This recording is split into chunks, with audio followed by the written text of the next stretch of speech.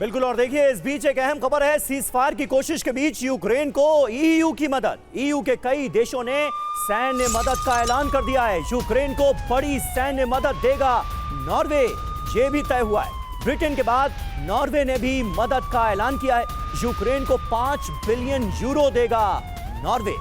तो तमाम जो यूरोपीय देश हैं वो एक एक करके यूक्रेन की मदद के लिए हाथ आगे बढ़ा रहे हैं।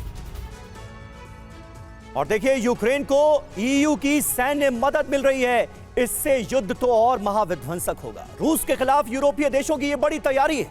यूरोपीय देशों ने यूक्रेन के लिए सैन्य मदद का ऐलान कर दिया है। यूक्रेन को एंटी टैंक माइंस और लाखों ड्रोन्स देने जा रहे हैं यूरोपीय देश। सोचिए आप इसका अंजाम क्या होगा।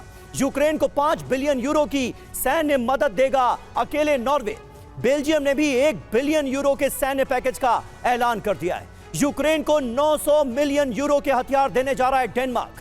यूक्रेन को हथियार के लिए लिथुआनिया भी 20 मिलियन यूरो देगा। एम्बेसडर त्रिपाठी, किस तरह से आप देख रहे हैं? ये तो ऐसा लग रहा है कि जंग को और ज्यादा फ्यूल करने की कोशिश की जा रही है यूरोपीय देशों की तरफ से। यही सिलसिला चलता रहा तो फिर तो जंग खत्म ही नहीं होगी। देखिए आप बिल्कुल सही कह रहे हैं समीर, ये सिलसिला चलेगा और जंग खत्म इतनी जल्दी नहीं होने वाली है। इसमें नुकसान किसका होगा? नुकसान सबसे ज़्यादा यूक्रेन का होगा, क्योंकि जितना ही ये जंग चलेगी उतने ही रूस के आक्रमण तेज होते जाएंगे और उसका परिणाम ये होगा कि नरसंहार और जनधन की दोनों की हानि यूक्रेन में ज़्यादा हो जाएगी।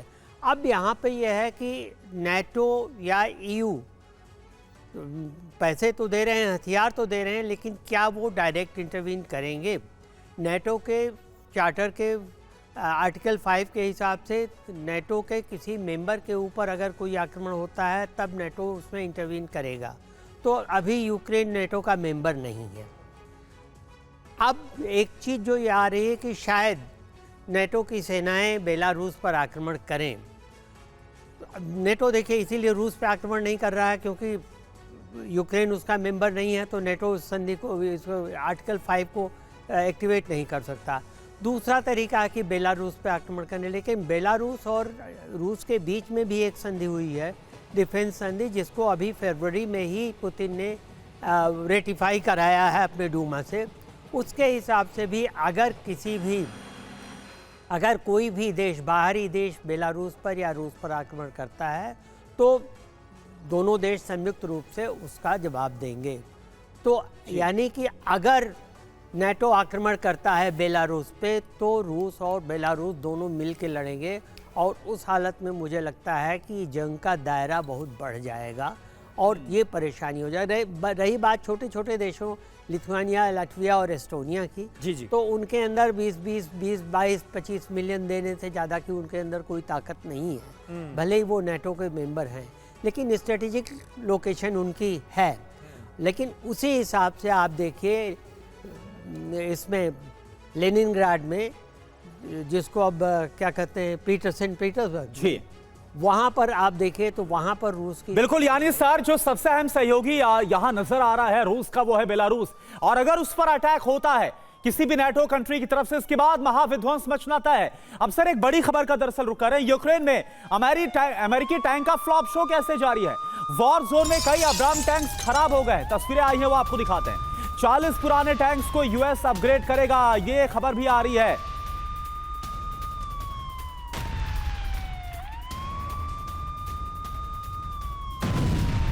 तो अमेरिका जिसने अब्राम टैंक सप्लाई किए यूक्रेन को, लेकिन कैसे एक के बाद एक जो अब्राम टैंक्स हैं वो फ्लॉप साबित हो रहे, उसमें कहीं ना कहीं जंग के मैदान में ही खराबी नजर आ रही है। और एक बड़ा सिरदर्द अब यूक्रेन के लिए टैंक बन गए हैं जंगी मैदान में।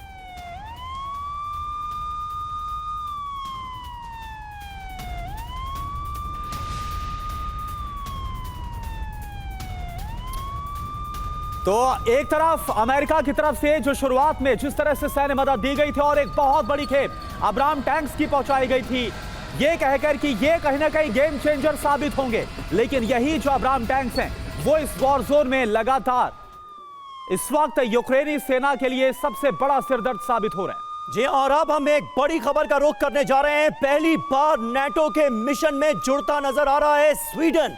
कैसे, आइए आपको बताते हैं। पोलैंड के बेस पर स्वीडन के फाइटर जेट्स नजर आए। नाटो के एयर पेट्रोलिंग मिशन में शामिल हुआ है स्वीडन। पोलैंड, स्वीडन दोनों नाटो सदस्य देश हैं और ऐसे में ये मूवमेंट अपने आप में निश्चित तौर पर बड़ी खबर है। पोलैंड के बेस पर स्वीडन के फाइटर जेट्स का पहुंचना आखिर क्या बता रहा है, इस पर आगे भी हम बात करेंगे। तो स्वीडन का पहला नाटो मिशन है ये। रूस के खिलाफ तैयारी क्या है ये देखिए। पहली बार नाटो के बॉर्डर पेट्रोलिंग में स्वीडन के जैस 39 ग्रिपेन फाइटर जेट्स पहुंचे। 6 ग्रिपेन विमान पोलैंड के मालबोर्ग एयरबेस पर उतरे। मार्च 2024 से नाटो सदस्य है स्वीडन। अब तक यह मिशन से दूर था, लेकिन अब यह भी मिशन में शामिल हो गया है। मायने इसके क्या है ये जान लीजिए। नाटो में सक्रिय योगदान की जो भूमिका है वो अब नजर आएगी। रूस के खिलाफ मजबूत रुख है। पोलैंड से गहरे रिश्ते की झलक मिल रही है। पूर्वी यूरोप में मजबूत हवाई निगरानी की जा रही है तैयारी। इस लिहाज से भी यह खबर बड़ी है। करुणा। बिल्कुल समीर, और देखिए आइए अब आपको जैस 39 ग्राइपन फाइटर जेट की क्या खासियत है, क्या ताकत है, यह बता देते हैं और क्यों आखिर रूस में इसके बाद से खलबल मची, समझना आपके लिए जरूरी है। दरअसल जिस जैस 39 की हम बात करें, इसकी गति है 2100 किलोमीटर प्रति घंटा, यानी कि आवाज की रफ्तार से कई गुना ज्यादा। रेंज है इसकी 2000 मील की। हथियार 27 mm तोप और मिसाइल बम इसके साथ ये उड़ान भर सकता है। ऊंचाई 50,000 फीट की ऊंचाई पर यह उड़ान भर सकता है। बेहद ही शक्तिशाली है। सरदाना सर, यह बात आपसे समझना चाहूंगा कि स्वीडन जब नाटो का मेंबर बना, पहले से ही पुतिन की तरफ से, रूस की तरफ से प्रोटेस्ट था फिनलैंड को लेकर, स्वीडन को लेकर, लेकिन स्वीडन को नाटो मेंबर बनाया गया और अब स्वीडन बेहद करीब जाकर वॉर एक्सरसाइज को अंजाम दे रहा है, रूस के बेहद करीब पहुंचकर। क्या आप देख पा रहे हैं इसका असर इस पूरे रीजन में? देखिए, इसका एक ही मुझे नजर आती है बात कि ये रशिया को और भड़काएगा। जो रशिया जिस बात के लिए जो नहीं चाहता था वही हो रहा है। उसके बॉर्डर्स पे अगर कोई भी गतिविधि होती है तो रशिया जरूर उसके ऊपर रिएक्ट करेगा। बात रही दूसरी नेटो देशों की इकट्ठे आने की। आप इस बात को सोचिए कि ये लोग देश इकट्ठे क्यों हुआ है। ये इसलिए आए क्योंकि इनमें अकेले क्षमता नहीं थी रशिया से लड़ने की, और आज नेटो में अमेरिका का प्रभाव बिल्कुल कम हो गया है। वो एक तरीके से लड़ाई से दूर हो गया है। उसके टैंक काम नहीं कर रहे हैं रशिया यूक्रेन वॉर में।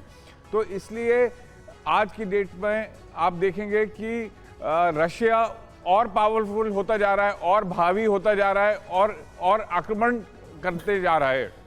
जी बिल्कुल। देखिए सर, और इस बीच एक अहम खबर है। यूक्रेन ने रूस से सूमी हमले का बदला ले लिया है। रूस के मिसाइल ब्रिगेड पर यूक्रेन ने हमला किया है। कुर्स में रूसी मिसाइल ब्रिगेड पर विध्वंसक हमला हुआ है। कुर्स से इसी मिसाइल ब्रिगेड ने सूमी पर बड़े अटैक्स को अंजाम दिया था, जिसके बाद पूरे सूमी में तहलका मच गया था, कोहराम मच गया था। अब यूक्रेन ने सूमी पर हुए हमले का बदला लिया है। कहां पर? कुर्स में। कुर्स में जो रूसी सैन्य ठिकाने थे वहां पर यूक्रेन की तरफ से बड़े हमलों को अंजाम दिया गया है।